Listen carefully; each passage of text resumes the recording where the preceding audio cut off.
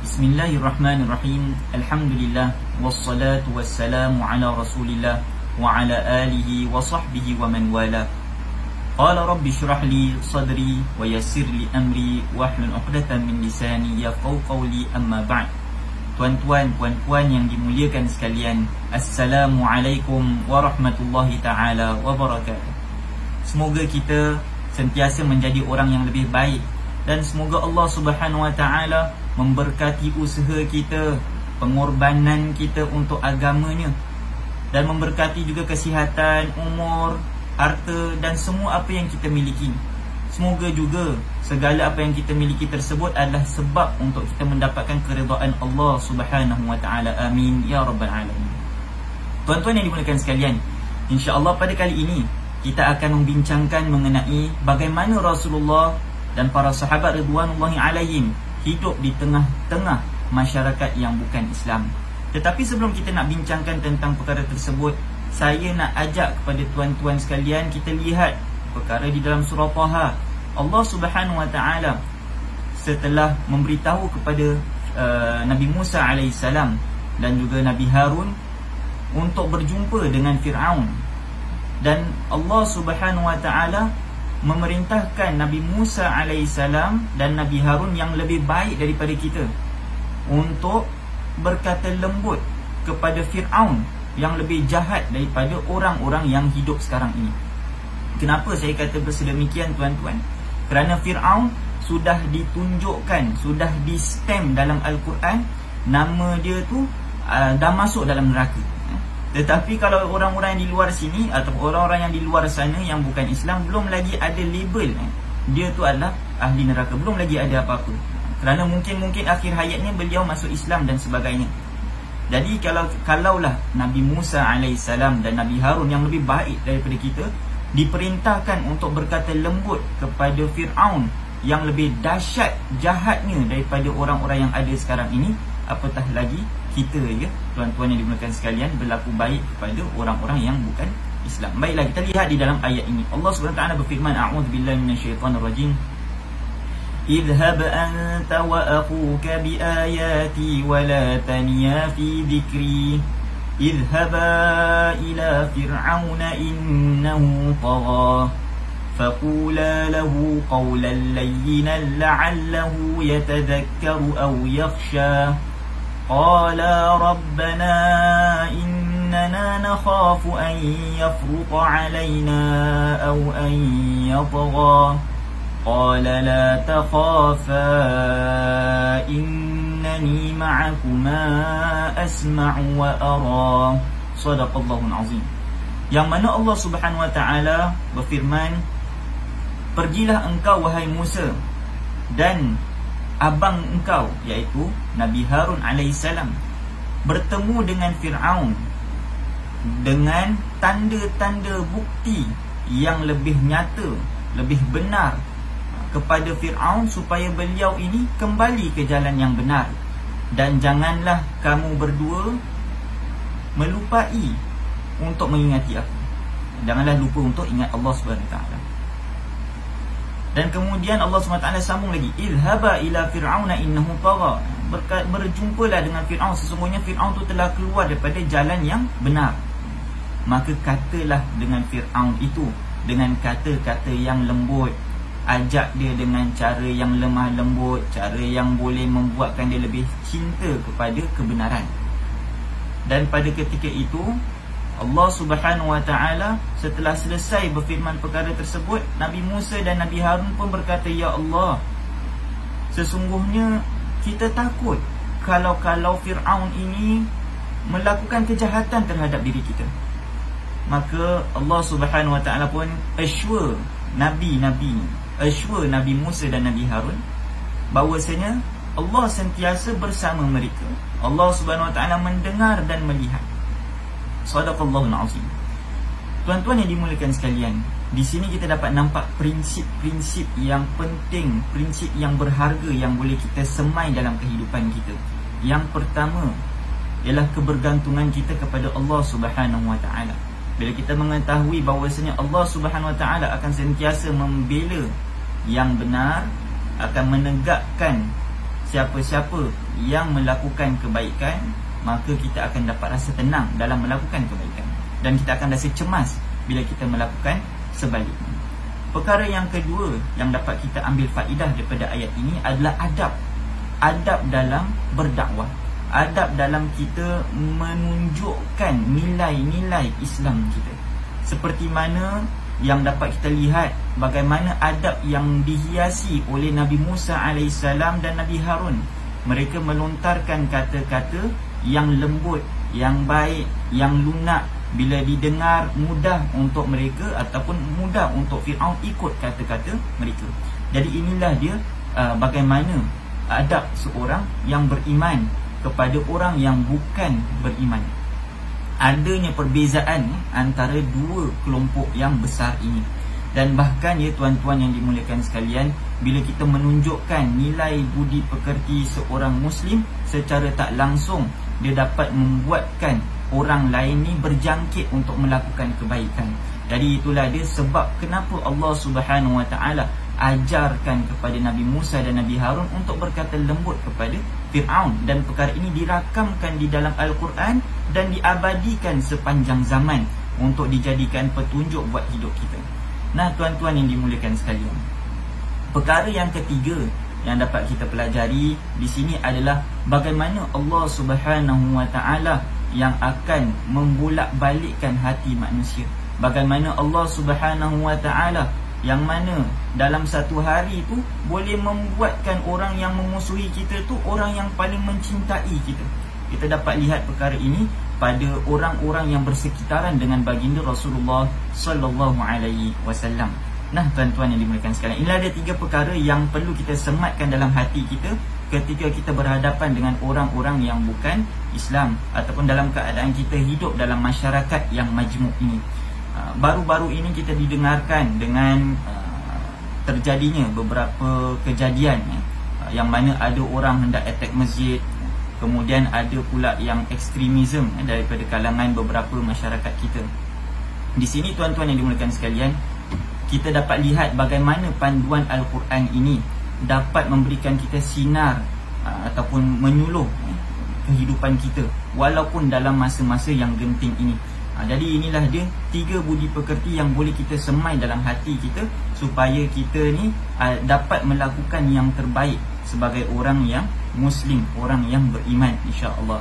Baiklah tuan-tuan yang dimuliakan sekalian, kalaulah Allah Subhanahu Wa Taala dapat lihat bahawasanya Fir'aun ni adalah orang yang degil dan sebagainya, dan bahkan Fir'aun ini juga Allah Subhanahu Wa Taala menggunakan perkataan aba, sama juga macam iblis, aba juga. Apa makna aba ni? Aba ni adalah orang yang ingkar setelah melihat kebenaran. Termasuklah iblis laknatullahi alaihi. Iblis ketika dapat nampak kebenaran, beliau enggan nak tunduk kepada kebenaran tersebut. Sebab itu Allah Ta'ala berfirman di dalam Al-Quran, aba wastakbara wa kana minal kafirin. Iblis itu enggan dan angkuh, bahkan menolak kebenaran walaupun telah didatangkan kebenaran tersebut. Begitulah dia sikap Fir'aun, okay? Yang mana Allah Subhanahu Wa Ta'ala berfirman di dalam surah Taha ini, walaqad arainahu min ayatina kullaha fakadzdzaba wa aba. Dan kami telah tunjukkan semua bukti-bukti yang jelas, yang nyata kepada Fir'aun, tetapi Fir'aun ini tetap menolak kebenaran tersebut. Jadi Fir'aun dah samalah level macam, ataupun bukanlah sama level tapi dah nak dekat sama level dengan iblis laknatullahi alaih. Tetapi dalam keadaan seperti itu juga Allah Subhanahu Wa Taala suruh Nabi Musa alaihissalam dan Nabi Harun untuk berlaku baik kepada mereka. Jadi inilah adalah satu teguran untuk kita bersama, dan juga satu petunjuk untuk kita melaluinya dalam kehidupan kita seharian, insya-Allah. Tuan-tuan yang dimuliakan sekalian, baiklah, kita sambung pada topik perbahasan kita pada hari ini tentang bagaimana keadaan kehidupan baginda Rasulullah sallallahu alaihi wasallam dan juga para sahabat ridwanullahi alaihim di tengah kalangan orang-orang yang majoritinya bukan Muslim. Pertama sekali, bila kita lihat pada tahun yang pertama kenabian sehinggalah tahun ketiga kenabian, baginda Rasulullah sallallahu alaihi wasallam menyebarkan ajaran Islam secara senyap-senyap. Walaupun dalam keadaan secara senyap-senyap, orang musyrikin pada ketika itu tetap mendengarkan dan mengetahui tentang penyebaran dakwah tersebut, tetapi mereka belum lagi melakukan apa-apa perkara yang mengherdik ataupun menindas kebebasan umat Islam pada ketika itu. Sehinggalah pada tahun yang keempat, yang mana Rasulullah SAW izharkan ataupun Rasulullah SAW menyatakan dakwah Rasulullah SAW, sehingga kan orang semua tahu Rasulullah SAW pada ketika itu setelah menzahirkan, setelah publicize ajaran Islam, maka mulalah tindak balas yang dilakukan oleh orang-orang musyrikin pada ketika itu. Mujurlah Rasulullah diutuskan dalam kalangan majoritinya bukan Islam. Kenapa? Supaya dia jadi sebagai pedoman untuk kita bersama.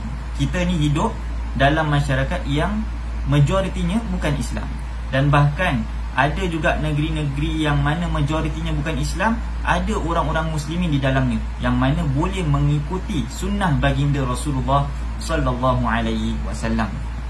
Tuan-tuan yang dimuliakan sekalian, tatkala bermulanya penindasan orang-orang musyrikin terhadap umat Islam pada tahun keempat sehinggalah tahun ke-13 kenabian baginda Rasulullah sallallahu alaihi wasallam, maka Rasulullah sallallahu alaihi wasallam mengesyorkan satu idea kepada para sahabatnya agar berlayar ke negeri Habsyah, agar sebahagian daripada umat Islam pada ketika itu hijrah ke negeri Habsyah. Habsyah ni dekat mana? Dekat Ethiopia. Ethiopia ni dekat mana? Dekat daerah negeri Afrika. Jadi kalau kita lihat ya tuan-tuan yang dimuliakan sekalian, yang mula-mula pergi 11 orang, kemudian tambah lagi 50 orang dan sebagainya. Apa yang terjadi dekat negeri Habsyah tersebut? Apa yang membuatkan Raja Habsyah ni atau Raja Ethiopia ni menerima umat Islam pada ketika itu? Dan apa yang membuatkan umat Islam ni sanggup hidup dekat dalam negeri yang majoritinya tu bukan Islam, bahkan secara khususnya adalah majoritinya orang Kristian? Rasulullah sallallahu alaihi wasallam tidak diherdik dan tidak diberikan apa-apa penindasan pada diri Rasulullah. Kenapa? Kerana Rasulullah mempunyai seorang pakcik, dan pakcik Rasulullah ini adalah orang yang terhormat dekat Mekah. Dia adalah political figure. Jadi siapa-siapa yang nak mengherdik Rasulullah, mereka tak boleh mengherdik. Kenapa? Kerana adanya pakcik Rasulullah, Abu Talib. Jadi Rasulullah SAW, alhamdulillah, dengan izin Allah Subhanahu Wa Taala, dengan aturan Allah Taala yang sempurna, Rasulullah terselamat daripada penindasan-penindasan secara fizikal oleh orang-orang musyrikin pada ketika kehidupan pakciknya Abu Talib. Dan disebabkan itulah Rasulullah tidak berhijrah ke Habsyah. Bahkan Rasulullah SAW masih stay dekat negeri Mekah tersebut berdakwah, walaupun ditindas psychologically, walaupun ditindas emotionally, tetapi Rasul masih cekal lagi menyebarkan dakwah, masih mengeluarkan bau wangi-wangian ataupun senang kata akhlak-akhlak yang baik. Tetapi umat-umat Islam yang lain disuruh untuk berhijrah. Kenapa? Kerana ada yang tak selamat untuk menjalankan ajaran Islam pada ketika itu. Lihat bagaimana Rasulullah SAW membentuk budi pekerti para sahabat. Rasulullah tak ada bilang para sahabat, jom kita take arms, kita ambil senjata, kita perang, kita gini, kita gini. Rasulullah tak ajak pun perkara tersebut. Bahkan Rasulullah pernah berdoa, Allahumma a'izzal Islam bi Umarain, ataupun bi Umar, bi ahadi Umarain. Ya Allah, kau tinggikanlah Islam, muliakanlah agama Islam dengan salah satu Umar. Okay? Umar Ibn Khattab dan Umar iaitu pakcik Rasulullah, Abu Jahal.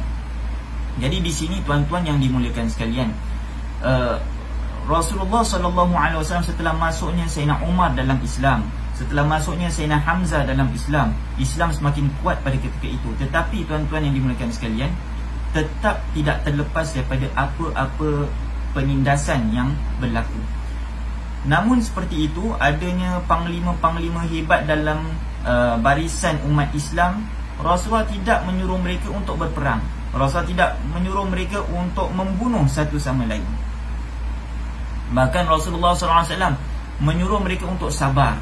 dan untuk menunjukkan lagi akhlak-akhlak yang mulia, untuk membezakan bagaimana orang yang Islam dan orang yang bukan Islam dari sudut budi pekerti mereka. Dan pada ketika inilah tuan-tuan yang dimuliakan sekalian, kita dapat pelajari perkara yang cantik sangat-sangat, iaitu akhlak mulia Rasulullah sallallahu alaihi wasallam. Disebabkan rahmah Rasulullah, disebabkan akhlak baik Rasulullah sallallahu alaihi wasallam, Rasulullah bukannya dipandang lemah, Rasul bukan dipandang penakut, tetapi Rasul dipandang sebagai orang yang berwibawa, sehingga kan lagi ramai umat Islam ataupun lagi ramai orang-orang musyrikin pada ketika itu masuk Islam, disebabkan oleh akhlak yang ditunjukkan oleh baginda Rasulullah, ditunjukkan oleh para sahabat ridwanullahi alaihim. Tuan-tuan yang dimuliakan sekalian, sekarang ni cerita sahabat yang pergi dekat Habsyah ni, apa yang jadi dekat mereka? Pada tahun ke-5, tatkala mereka sampai ke negeri Habsyah, mereka diikuti oleh orang-orang musyrikin, diketuai oleh Amr ibn al-As. Dan pada ketika itu Amr ibn al-As belum lagi masuk Islam.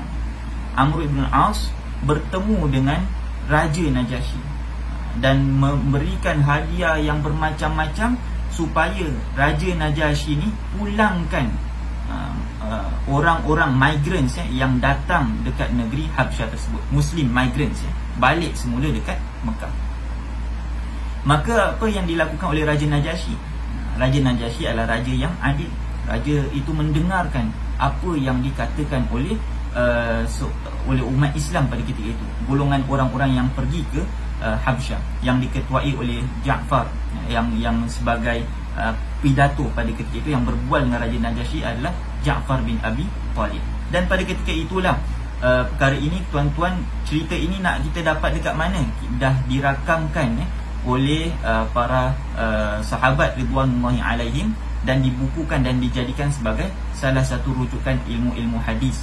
Ada juga Ummu Salamah meriwayatkan, merekodkan pengalaman mereka dekat Habsyah. Zubair ibn Awam pun merekodkan pengalaman mereka berada di Habsyah. Ja'far bin Abi Talib yang sedang saya kongsikan ini pun merekodkan ceritanya, pengalamannya berada di negeri Habsyah. Jadi bila Ja'far bin Abi Talib ni berkata dengan Raja Najasyi, Ja'far bin Abi Talib bilang bagaimana keadaan mereka sebelum Islam, bagaimana keadaan mereka setelah Islam. Ada perbezaan ketara kecantikan budi pekerti yang ada pada orang-orang Islam, yang membuatkan Raja Najasyi melihat apa kesalahan yang dilakukan oleh orang Islam. Setelah itu Ja'far bin Abi Talib mengeluarkan kata-kata yang lembut, seperti mana Allah Ta'ala firmankan kepada Nabi Musa AS untuk berkata-kata lembut dekat Fir'aun. Bagaimana Allah SWT bilang kepada Nabi Musa AS untuk berkata baik kepada Fir'aun. Seperti itulah Ja'far bin Abi Talib ni berkata dengan kata-kata baik kepada Raja Najasyi. Apa yang Ja'far bin Abi Talib ni berkata? Bila ditanya tentang siapakah itu Nabi Isa AS, maka Ja'far bin Abi Talib membacakan surah Maryam. Kaf ha ya ain sad dzikru rahmati rabbika 'abdahu Zakaria, tentang Nabi Zakaria. Kemudian masuklah kepada cerita tentang tentang Sayyidatina Maryam. Ja'far bin Abi Talib membacakan ayat ini. Wadhkur fil kitabi Maryam idin tabadat min ahliha makanan syarqiyya fattakhadhat min dunihim hijaban fa-arsalna ilaiha ruhana fatamathala laha basharan sawiyya. Bilang tentang kisah Sayyidatina Maryam. Apabila Sayyidatina Maryam berangkat ke daerah timur negerinya, dan pada ketika itu Sayyidatina Maryam berkhalwat, beribadat. Tatkala beliau tengah beribadat, maka diturunkan malaikat Jibril alaihissalam memberitahu kepada Sayyidatina Maryam akan bahawasanya Sayyidatina Maryam ini akan mengandungkan seorang lelaki yang akan menjadi nabi. Jadi di sini kita dapat lihat bagaimana Ja'far bin Abi Talib mengeluarkan kata-kata yang baik. Lihat kepada our common ground. Jadi Ja'far bin Abi Talib ni adalah seorang yang bijak. Dia berkata dengan Najasyi, wahai Najasyi, jangan lihat dekat kita yang differences, jangan lihat kepada perkara-perkara yang membezakan kita, tetapi lihat dekat apa yang menyatukan kita. Jadi Ja'far bin Abi Talib ni berkata, Sayyidatina Maryam bintu Imran, anaknya Sayyidina Imran. Kamu kenal, kita pun kenal. Kita kenal daripada Al-Quran, kita tak kenal daripada mana-mana sumber. Sebab pada waktu itu kita tak terdedah pun dengan sumber-sumber selain daripada Al-Quran. Setelah itu, Ja'far bin Abi Talib pun bilang tentang kejadian yang berlaku pada Sayyidatina Maryam, yang align, sama dengan apa yang ada dekat dalam buku ataupun kitab suci yang diimani oleh Raja Najasyi pada ketika itu. Di sini tuan-tuan yang dimuliakan sekalian, sahabat yang mulia ini, Ja'far bin Abi Talib, mengetengahkan bagaimana Allah Subhanahu Wa Taala mengangkat darjat Nabi Isa alaihissalam dan bagaimana kelahiran Nabi Isa alaihissalam yang luar biasa.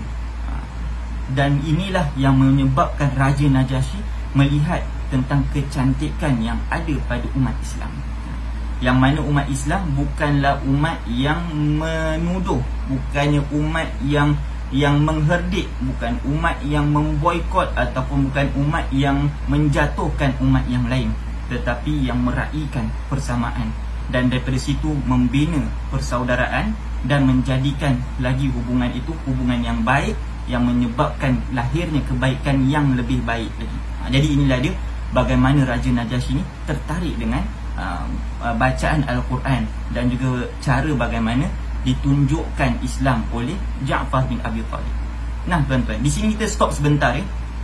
Kita fikir diri kita sendiri. Apa yang kita dah buat? Apakah kita buat perkara yang sama seperti mana sahabat ridwanullahi alaihim lakukan? Dalam keadaan fasa yang pertama ni, fasa yang mereka ni minoriti sebagai orang Islam. Kita tanya, kita fikirkan, aku ada buat tak perkara tersebut?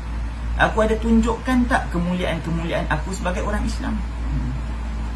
Teman kita yang bukan Islam melakukan perkara-perkara sedemikian tertentu, kemudian kita pula nak jadi lebih teruk daripada dia, ataupun kita nak tunjukkan kita ni adalah orang yang beriman, orang yang Islam, yang budi pekertinya tu disinari dengan cahaya kenabian.